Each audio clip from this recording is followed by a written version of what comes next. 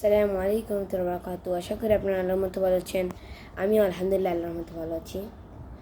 আমি আজকে একটি বিষয় নিয়ে কথা বলবো, সেটি হচ্ছে আমানত। আমানত শব্দটি হচ্ছে আরবি, আর এর বাংলা হচ্ছে বিশ্বস্ততা। আমানত হচ্ছে এমন একটা জিনিস যেটা সব মানুষের কাছে থাকা ভালো।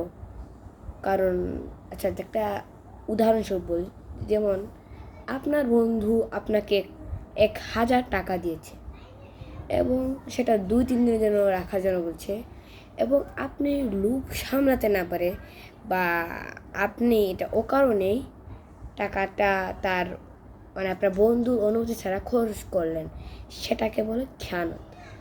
আর খেয়ানত করার কাজ হচ্ছে মুনাফিক, যারা খেয়ানত করে তারা হচ্ছে মুনাফিক।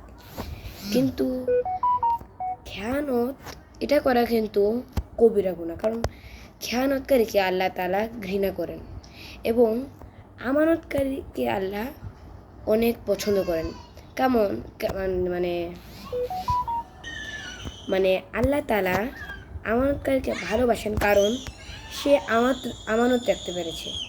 আমানত হচ্ছে যেমন আপনার আব্বু বা আপনার যে কোনো বন্ধু বান্ধব আপনাকে দিল 1,000 টাকা, আর আপনি সেটা আমানত রাখলেন। যেমন আপনি কোনো খরচ করলেন না, তার অনুমতি ছাড়া এই টাকাটার কোনো অপব্যবহার করলেন না বা এই টাকাটা কোনো কাজে লাগান না। এটাই হচ্ছে আমানত। আমানত এই বৈশিষ্ট্য সবার কাছে থাকা দরকার, এবং যারা আমানত রাখে, আমানতকারীকে আল্লাহ তাআলা এবং মানুষ খুবই পছন্দ করে এবং মানুষের কাছে প্রিয় হতে পারবে। আমাদের উচিত আমানতকারী হওয়া এবং খেয়ানত না করা।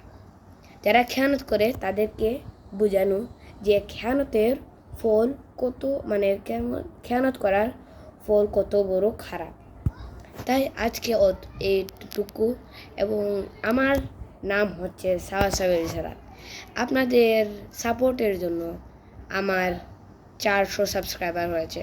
আপনারা যদি আমাদের আরও সাপোর্ট করেন তাহলে আমি আরও উন্নত মানের ভিডিও বানাবো, তার সাথে শর্ট না, আমি আরও ভিডিও বানাবো। তাই আসসালামু আলাইকুম, আজ এটুকু, সবাই দোয়া করবেন। আসসালামু আলাইকুম।